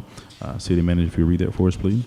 An ordinance providing for the adoption pursuant to Chapter 163 Florida Statutes of a land use change from Bay County Residential to City of Lynn Haven mixed use for approximate 1.44 plus or minus acres of property located at 225 Baldwin Road in the City of Lynn Haven, Bay County, Florida, repealing all ordinances in here conflict herewith and providing an effective date. Thank you. Any questions for the planning director? Any discussion from the commission? All right. Agenda item number 30, discussion and possible approval of resolution number 2022-04-378 to approve the Lynn Haven Rails to Trails project agreement with FDOT. City Manager, if you read that for us, please. A resolution of the City Commission of the City of Lynn Haven, Florida, authorizing the Florida Shared Use Non-Motorized Trail Network Program Agreement for Lynn Haven Rails to Trails from State Road 75, which is US 231, to State Road 390 through the State of Florida Department of Transportation, providing an effective date. All right. Thank you. Mr. Jenkins. The city has been working with DOT on this project for a couple of months now. This agreement will cover the actual construction of the Rails for Trails project, phase 1 and phase 2. Engineering is already done, and DOT prepared this agreement for your consideration. Should you decide to vote in favor of this agreement, we will send it back to DOT for ratification. Any questions for Mr. Jenkins? Move to approve. Second. All right. Motion by Commissioner Aldridge, second by Commissioner Perno. Any discussion from the public? City Manager, if you call the vote, please. Mr. Walker.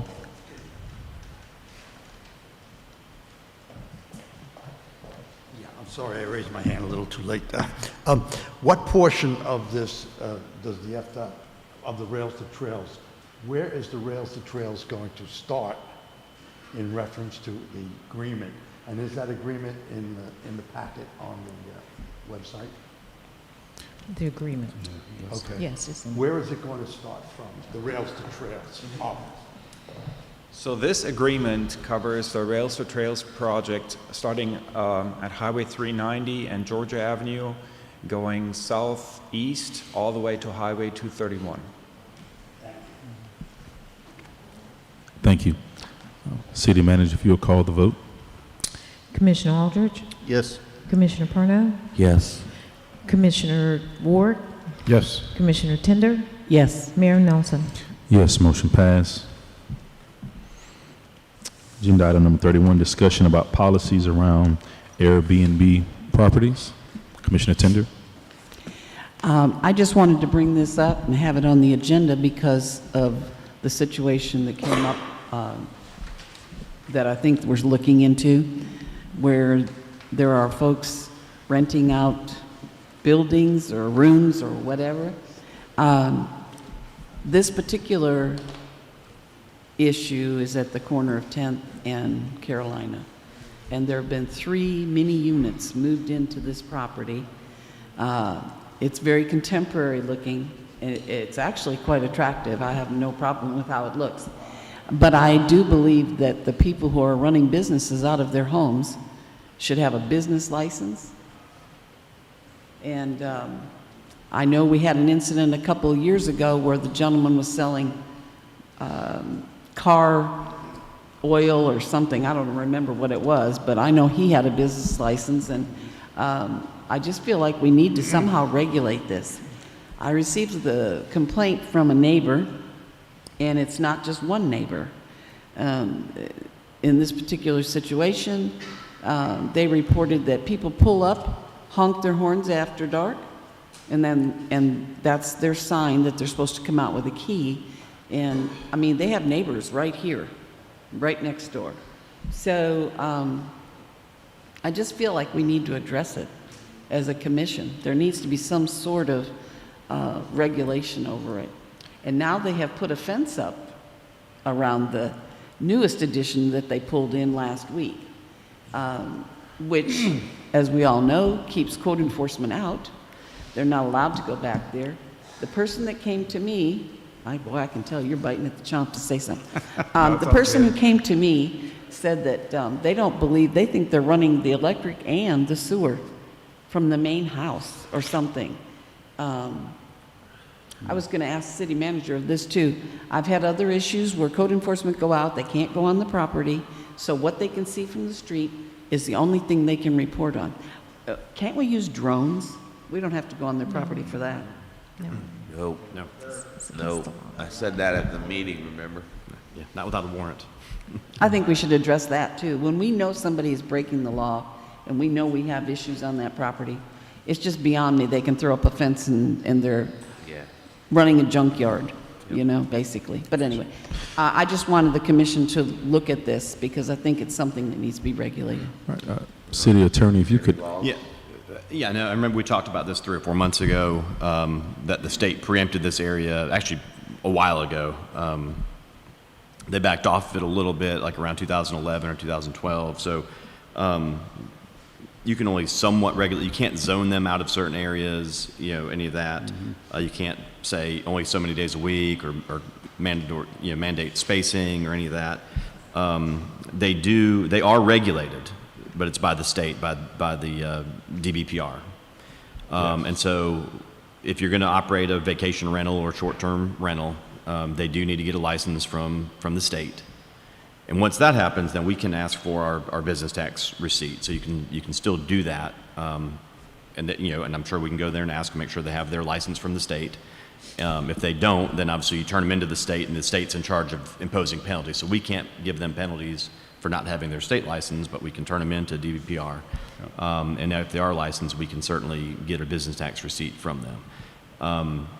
With this particular issue, it sounds like it's an accessory structure issue, which we certainly can and do regulate accessory structures. So this may not be a scenario that we're preempted from doing anything. We can certainly go in there, and if we know there's accessory structures or multiple accessory structures, and hit them with code violations and work that route. But as far as your normal single-family dwelling or duplex or whatever that you want to use as short-term rentals, that's regulated by the state. They have to get a state license. So I know we've talked about that. Accessory structures is sort of a new wrinkle on it, which we can and do regulate, and we need to be looking at that from a code enforcement standpoint. And you can't go and do drones or do things like that, but on code enforcement. But if we really are concerned there's something going on there, we can always go and get an investigative warrant. I mean, the police department, code enforcement can handle that. You can get a warrant if we suspect something's going on, and have some sort of probable cause to go in there, which obviously if somebody saw 4 accessory structures get dragged in there one night, it's my impression that code enforcement has already been to this location, but after they paid their visit, yet another building has been put up. So do we have anything on that? I mean, We did send actually, a PD went out, and they just happened to have the gate open when PD went out. And of course, they can see, from inside that gate a little bit that there seems to be some type of structure that's there. But it goes back to legally, what can we do? can we, Yeah. so we do have. I mean, yeah, if we they've can got- ask them if they have a state license, right? Yeah, you can ask if they have a state license, and then the other thing is, license or no license, if they can only have one accessory structure and they've got 3, then they've obviously violated our code, and we can go after them for that. I don't know the particular scenario, but I mean, they would have had to get those approved. Okay. No, regarding the Airbnbs, so let's say someone calls one of us complaining about their neighbors having an Airbnb, wondering whether or not they have a state license for it or, been approved by the state for that. Who do we direct that neighbor or that citizen to call? Who do they call for that? I mean, they can always go to DVPR and check on that address, check on that owner, see if they've got their license. The city can still do, building inspection, fire safety, that sort of stuff. So if you've got one of these like party houses and there's 80 people in there or something like that, we can still regulate building and fire safety. And like I said, we can regulate accessory structures and your noise complaints, that sort of stuff. We didn't lose that ability. It's just we no longer license them. We can't prohibit them, is what the state did. Got it. So the Airbnb is supposed to have their license from the state, and then upon us realizing that it is an Airbnb, then we can require them to have or ask them to get a local business license as well. If they have a license if they are licensed from the state, then we can require them to get a city business, business tax receipt, business license. Yeah. Okay. Commissioner Ward? Yeah, so I actually looked into this, just like the city attorney said. They have to get a license from DVPR, and there's actually a website where you can put the address in, and it'll tell you if there's any licenses associated with that address, and I can tell you, none for that location. So if you do that, and then there's another website where you can put in a complaint form saying, hey, here's what's going on at this place, and they'll look into it. I asked them, I said, when they initially apply for the license, what's the requirement of the place? And there is none. I figured maybe there's an inspection or something. Nothing. It's just a piece of paper they fill out, $220. Thank you for your business, and that's it. So, and this goes back to, the letter I sent up about home rule. Home rule. This is another good example. We're limited as municipalities. We can't regulate Airbnb, VRBO, or any of those short-term rentals. That's the biggest problem. Yeah, and we can't do nothing. So our hands are tied. So our residents are going to suffer, the neighbors of these businesses. And like I mentioned in Friday's meeting, there was an address on Alabama where there were 7 cars pulling up. 7 cars had rented the house for the week for spring break. Everybody's bringing in their coolers, and the neighbors, and by the way, this was right across from school. It just seems that there's got to be something we can do to protect the people who live around there.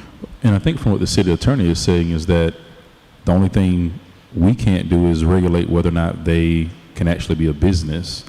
But for example, they have to meet our other codes. For example, like a barber shop, we don't give license for barbers. However, if their building doesn't, we send a building inspector out, we send the fire marshal out. So if their building isn't up to code, then there still are regulations that they have to fall within. If they are having parties that are disturbing their fellow neighbors, and there's still the codes that they have to follow.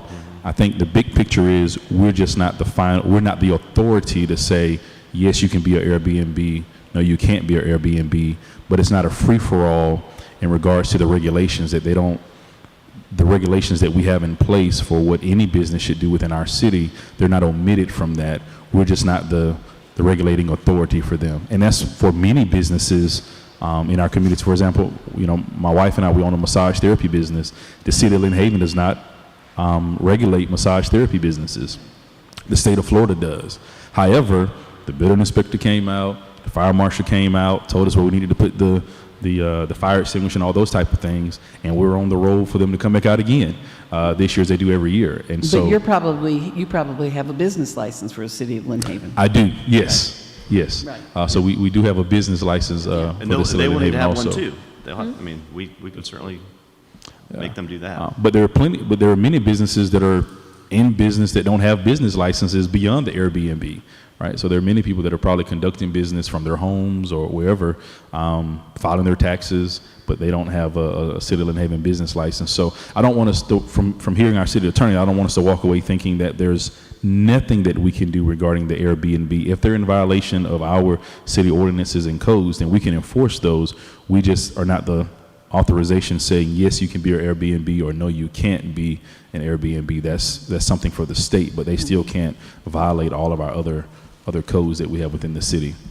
Yeah, and those vacation rentals, I mean, it's based on dwelling units. So I know Mexico Beach did something where they looked at accessory structures, and if it was basically just a sleeping quarter but not really a dwelling unit, so it didn't have kitchen, all that sort of stuff, you know, you can regulate that and say that's the state doesn't license that. We can say you can't just have individually rented out accessory dwellings. Correct. You can prohibit that. Now, if these are actually little, you know, mother-in-law suites that have, you know, their actual full dwelling units, well then, again, if they're in a we can still have. I don't think we allow that in a single family. We don't allow 4 dwelling units on a half-acre lot. I mean, we'd have to look at that. So I mean, and that's not zoning them out of there. That's just what our current law is right now. That So you're saying according to our law, they really can't do this with this many dwellings? I need to talk to Amanda, but I'm 99.9% certain we don't allow multiple dwelling units in a single family residential. We would just allow one and probably one accessory structure. Yeah, that's my whole question about the whole thing. It's kind of a caveat there because Airbnb is generally for a single home and someone to rent that home while they're out of town or whatever, or they own it just for rentals, whatever it may be. But what they're essentially doing is almost building a mini resort, you know, in which people are coming in, and yet it's zoned single-family residential. So how are we having commercial activity on single-family residential property? That doesn't line up. I don't think the state would say that lines up either. I agree. I mean, I think in this particular scenario, we can certainly go after them if that's what they're doing, and they're renting out individual accessory units, which weren't probably approved to be there to begin with. Well, they're renting them out, and they advertise it on the internet. They have a name of their business, and for $75 a night, you can stay there and travel to the beach. Or soon you'll be able to go to Marine Island, right outside your door. Okay. Yeah. Well, I mean, I'm happy to get with code enforcement and Amanda, and if they haven't been violated, we'll work on the violation and Yes, figure we that can out. do that.